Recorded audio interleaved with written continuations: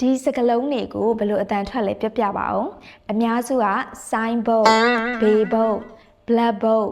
white boat အဲ့လိုတွေပြောကြရဟုတ်ဘာဖြစ်လို့လဲဆိုတော့ကျမတို့မြန်မာစကားမှာကြတော့ boat ဆိုတာအပြားဆိုပြီးတော့မှဘာသာပြန်ကြတာ哦ဒါကြောင့်မလို့ boat ပြား boat ပြားအဲ့လိုမျိုးကြီးပြောကြတာလေအဲ့ဒါကြောင့်မလို့လဲနှုတ်ကြိုးပြီးတော့မှ English ဆိုအတန်ပြန်ထွက်တဲ့အခါကျရင် boat boat boat ဆိုပြီးတော့ယူမိလိုက်တာအဲ့တော့အဲ့ဒါလေးကိုပြင်ပေးပါမယ် BOARD ကို board လို့အတန်ထွက်ပါတယ် board board board အဲ့တော့ British နဲ့ American မှာကွာခြားတာက R အတန်လေးပဲဖြစ်ပါတယ် British မှာ R အတန်က silent ဖြစ်တယ်ဒါကြောင့်မို့လို့ board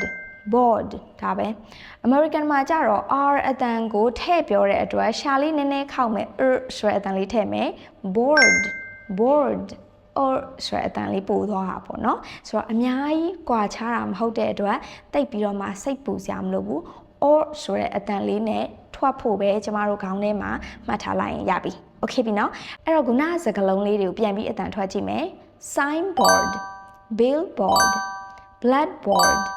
whiteboard အဲ့လိုဖြစ်သွားပြီ okay မှန်သွားပြီလေယာဉ်ပေါ်တက်တဲ့ခါကြလို့ရှင်လဲကျမတို့ကလေယာဉ်စီးရဲ့လက်မှတ်ကို boarding pass လို့ခေါ်ပါတယ်အဲ့တော့ boarding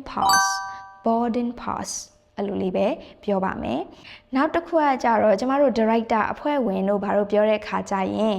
ဘုတ်အဖွဲ့ဝင်ဘုတ် member တွေအဲ့လိုသုံးကြတယ်ဟုတ်အဲ့ဒါကလည်းဒီ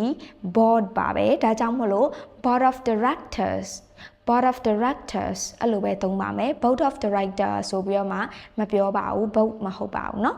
ဒီလောက်ဆိုရင်တော့ BOARD ဆိုတဲ့ board အတန်ထွက်လေးကိုသိသွားပြီလို့ထင်ပါတယ်နောက်ဗီဒီယိုနဲ့တွေ့ပါမယ်အင်္ဂလိပ်စာသင်တန်းလေးတွေသိချင်တဲ့သူတွေကတော့